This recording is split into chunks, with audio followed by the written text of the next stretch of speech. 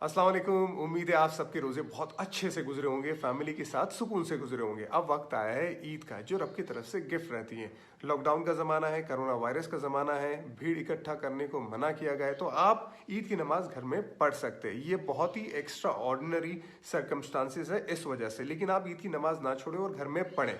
इस्लाम के 4 school of thought से अगर जो भी स्कूल ऑफ थॉट्स के हिसाब से अगर आप घर में ईद की नमाज और खुतबा नहीं पढ़ सकते, ये अलग बात है। ये वीडियो उन लोगों के लिए जिनको घर में ईद की नमाज पढ़नी है। बहुत सिंपल है। ईद की नमाज और जो बाकी की नमाजें रहती है उसमें सिर्फ इतना फर्क रहता है कि ईद की नमाज में 6 जायद तकबीरें रहती है। आपने ईद की नमाज की नीयत बांधी, आपने सना पढ़ी, सना पढ़ने के बाद आपको अपने हाथ कान की तरफ ले जाने, अल्लाह अकबर कहना है, हाथ छोड़ देने।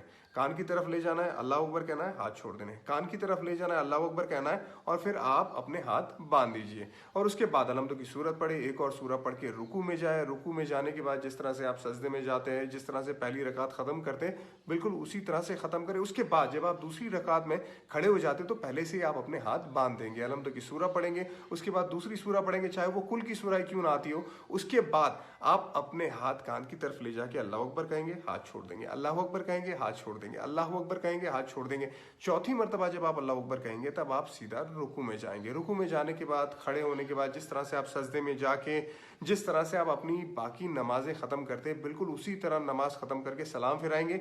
ये आपकी ईद की नमाज हो गई। उसके बाद खुतबे की बात आती है। देखिए, खुतबा जुमा की नमाज में नमाज से पहले होता है और ईद की नमाज में नमाज के बाद होता है।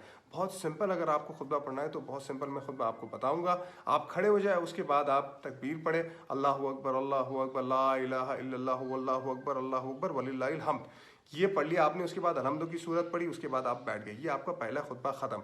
थोड़ी देर के बाद आप खड़े हो जाइए, उसके बाद फिर तकबीर पढ़े, अल्लाहु अकबर, अल्लाहु अकबर। उसके बाद आप कोई भी एक दुरूद शरीफ, जो भी दुरूद शरीफ आपको आता है वो पढ़े। उसके बाद रब्बना आतिना फिद दुनिया हसनत व फिल आखिरति हसनत व क़िना अज़ाबन्नार पढ़े।